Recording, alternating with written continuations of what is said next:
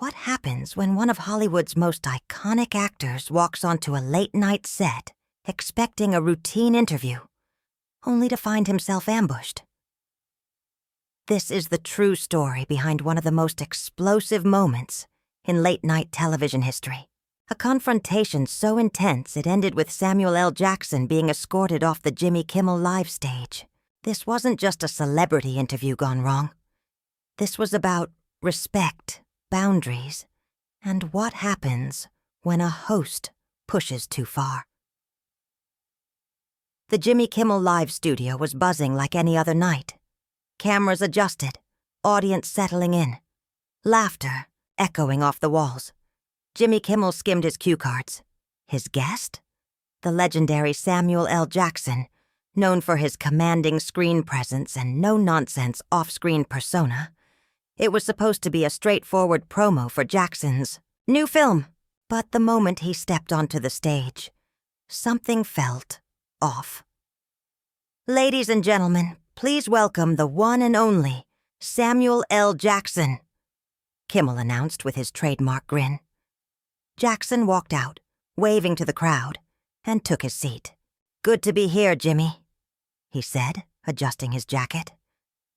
"Great to have you, Sam. Mind if I call you Sam?" Kimmel asked, leaning in with a strange edge in his voice. "Samuel works just fine," Jackson replied, polite but unmistakably firm. The host's smile faltered for a split second. "Right, Samuel. So let's talk about the movie. But first, there's something I've got to ask you. It's been bothering me." The room tensed. Jackson raised an eyebrow. "You've been pretty vocal lately about issues in Hollywood. Don't you think maybe you're being a little too aggressive with your opinions?" The audience froze. Jackson's eyes narrowed. "Aggressive? I'm not sure what you mean by that." "Come on, Samuel. You know what I mean. All this talk about representation, about how certain actors are treated. Don't you think you're stirring up problems where there aren't any?" Jackson leaned back slowly, his jaw clenched. "Are you seriously suggesting that standing up for fairness is stirring up trouble?" "I'm just saying, things have gotten better. Maybe it's time to move on." The tension was now electric. Jackson's voice stayed calm, but there was unmistakable fire beneath it. "Move on? From what? Equal opportunity? From making sure people from all backgrounds get a fair shot?" Kimmel shrugged. Casual. Dismissive. "Hollywood's changed. We don't need to keep beating the same dead horse." That did it. "Dead horse?" Jackson's voice rose. The audience shifted uncomfortably. "Jimmy, are you telling me the fight for equal representation is a dead horse?" "Look, I'm not trying to start anything," Kimmel said, though his tone told a different story. "Then maybe don't suggest I drop what matters to me." Jackson shot back. "My craft and my principles have always gone hand in hand." "Don't you think actors should stay in their lane?" Kimmel challenged. "You know, entertain, not lecture." Jackson's grip tightened on the arms of his chair. "Stay in my lane? Let me ask you something. When you make political jokes every night, is that you staying in yours?" "That's different. That's comedy," Kimmel said, visibly unsettled. "No, it's not different," Jackson snapped. "You use your platform. I use mine. The only difference is you think your voice matters more than mine." "I never said that." "You didn't have to. You implied it the moment you told me to shut up about the issues that affect people who look like me." The audience was dead silent. Even the crew had stopped moving. "Samuel, I think you're misunderstanding what I'm trying to say." "Am I? Because it sure feels like you brought me on this show not to celebrate my work, but to silence me." Kimmel was flustered now. The polished late-night charm was cracking. "That's not what I meant." "Then what did you mean, Jimmy? Because this doesn't feel like a normal interview." Kimmel shot a glance at his producers, but no help came. "Fine," he said sharply. "My intention was to have an honest conversation about how you've been conducting yourself lately." Jackson's brows shot up. "How I've been conducting myself? Jimmy, who the hell do you think you are? I've been in this business a long time, and lately, you've been crossing lines." And with that, the interview imploded. The line had been crossed, not by Jackson but by Kimmel. The segment never aired. But the fallout echoed across Hollywood for weeks.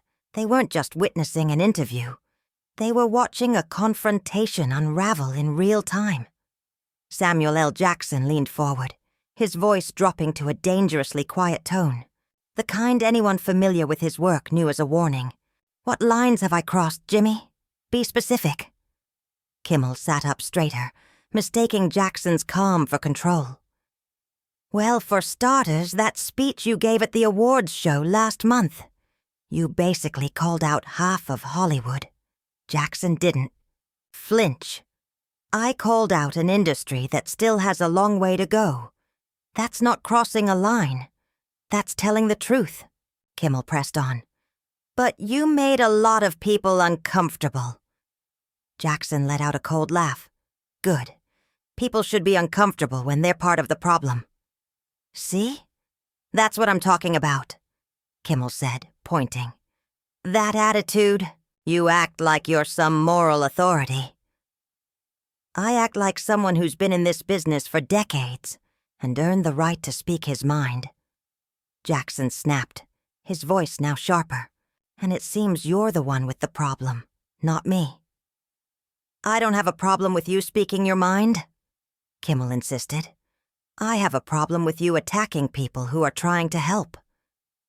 Jackson narrowed his eyes. "Attacking? Jimmy, when have I ever attacked anyone genuinely trying to help?" "You know what I mean. You criticize directors, producers, executives, people who are at least making an effort." Jackson's tone turned ice cold. "Making an effort? Jimmy, making an effort isn't tweeting about diversity.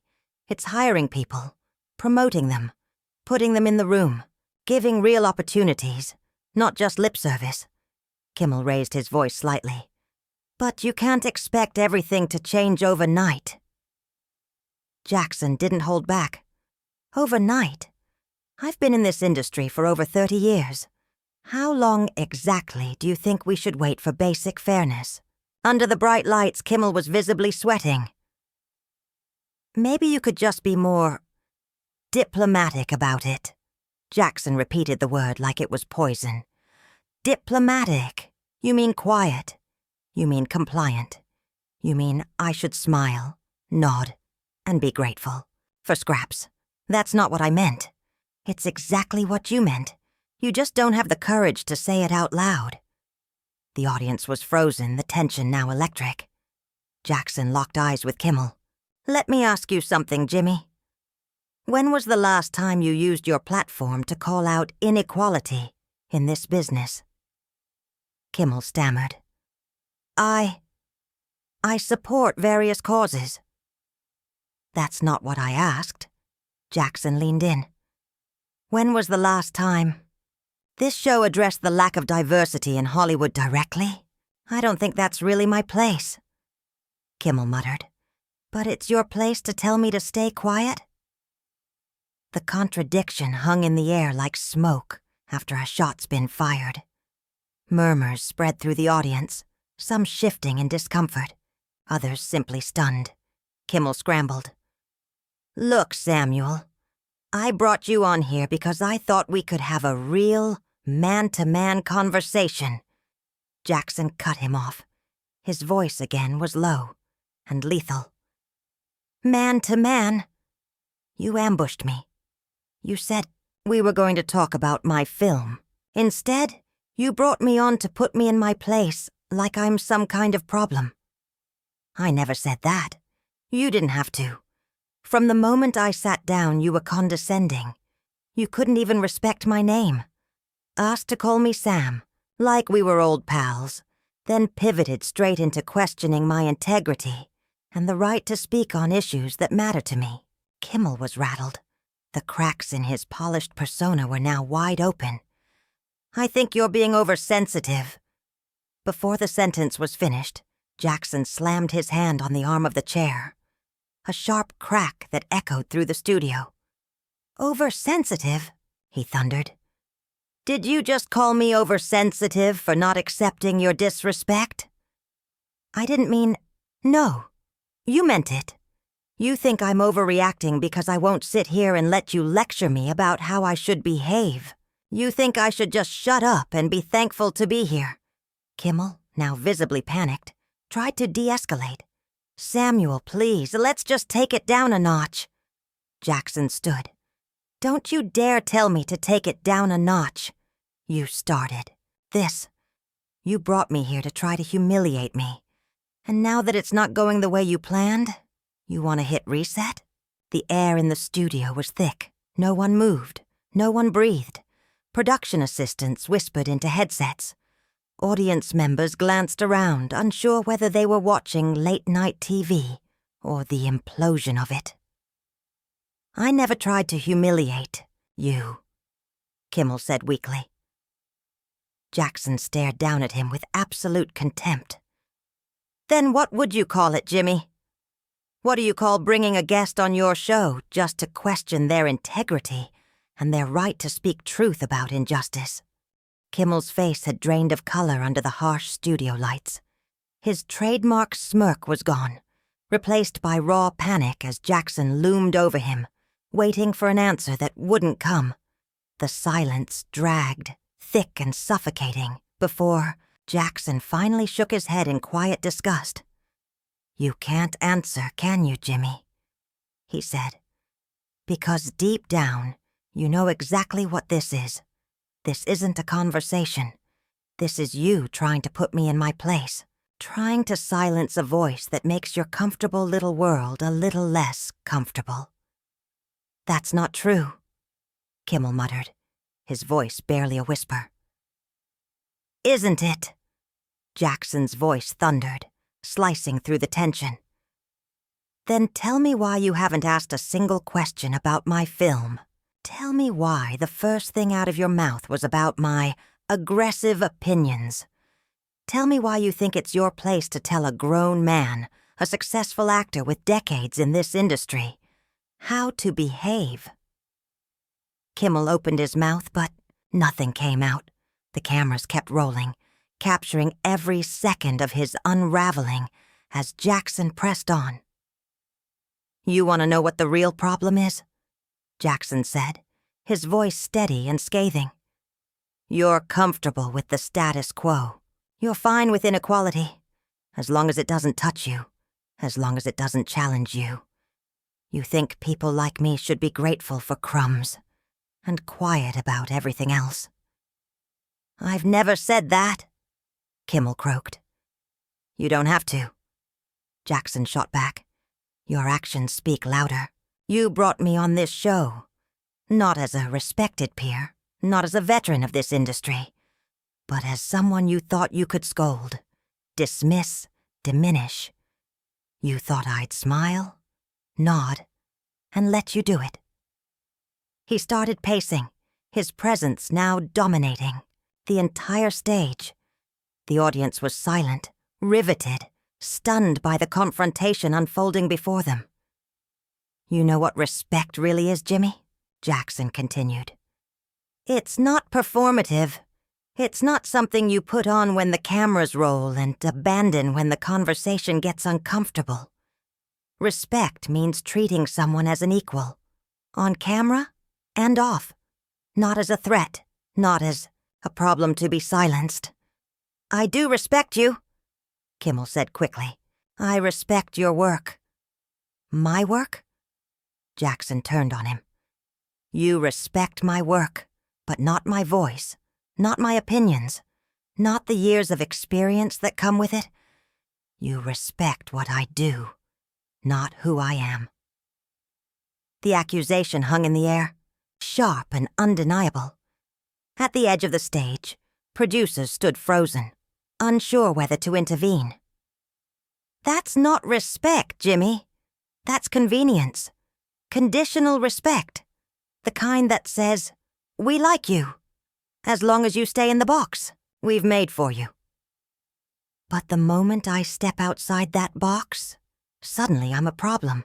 Suddenly you want to take it down a notch." Jackson's voice filled the room, now booming with conviction. "And that's exactly what you tried to do tonight. You tried to shove me back in that box, tried to remind me of some imaginary place I'm supposed to know. Well, let me remind you, I don't have a place. I have a career, I have a platform, and I have a voice, and I'll use all three however the hell I want." "I never meant to," Kimmel began, but Jackson cut him off with a raised hand. "Don't insult my intelligence. We both know what this was. This wasn't about dialogue. This was a setup. You had no intention of having a real conversation about my work. You came ready to challenge me, undermine me, in front of your audience." Silence again. But this time, it was reverent. The audience wasn't just watching. They were witnessing.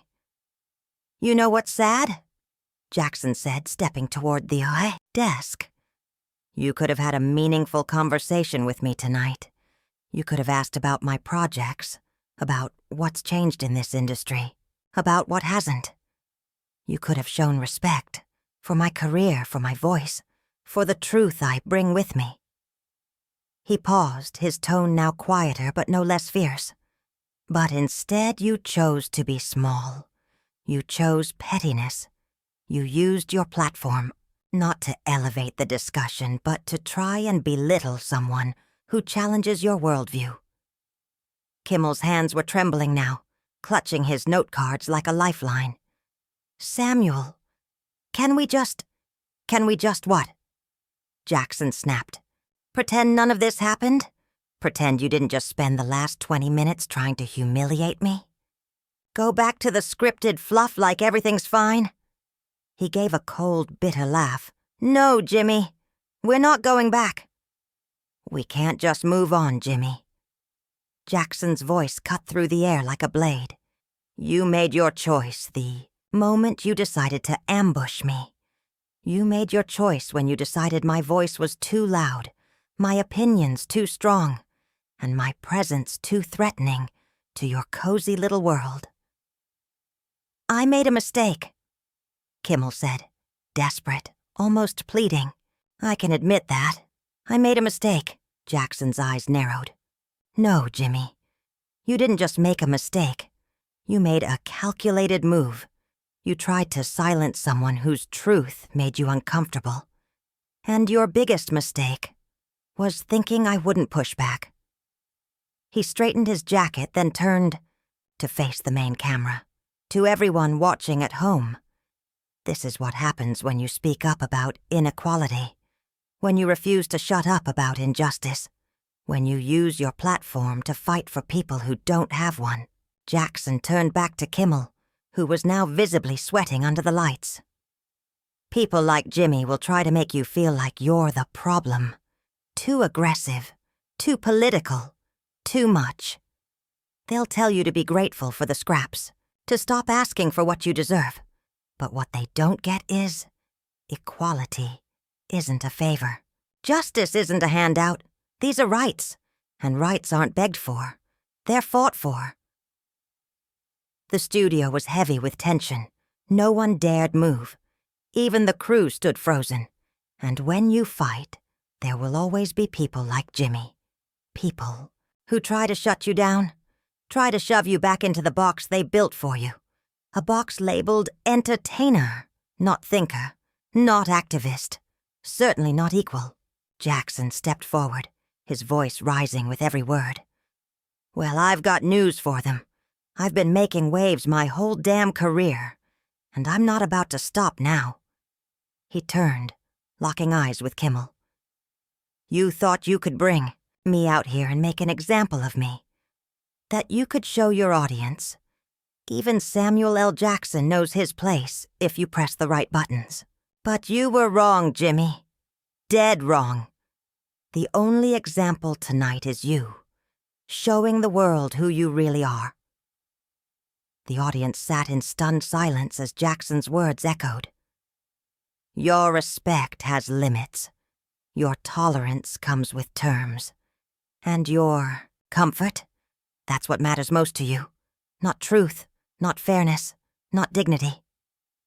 Security had appeared quietly at the edge of the set, called in by frantic producers unsure how to handle what had become a broadcast wildfire. Jackson glanced at them, smirking grimly. And there it is, the final move. When the argument doesn't go your way, when the truth gets too loud, you call security. You try to remove the problem instead of facing it. He addressed them calmly. "Gentlemen, I know you're just doing your job, but let me be clear. I'm not a threat. I'm not dangerous. I'm just a man who won't be disrespected. Not here, not tonight, not ever." He turned back to Kimmel one last time, his voice low but thunderous. "You've taught me something tonight. Jimmy, you've taught me there are still people in this industry who think they can talk down to accomplished professionals like we're children, who think a talk show desk gives them the right to humiliate and silence." He paused. "But more importantly, you've shown everyone watching what happens when someone refuses to play along." Jackson turned to the audience and the camera. "Remember what you saw here tonight. Remember what it looks like when someone tries to silence a voice they don't want to hear. And remember what it looks like when that voice refuses to be silenced."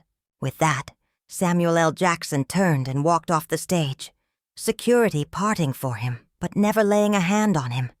He didn't need backup. His truth had already shaken the room.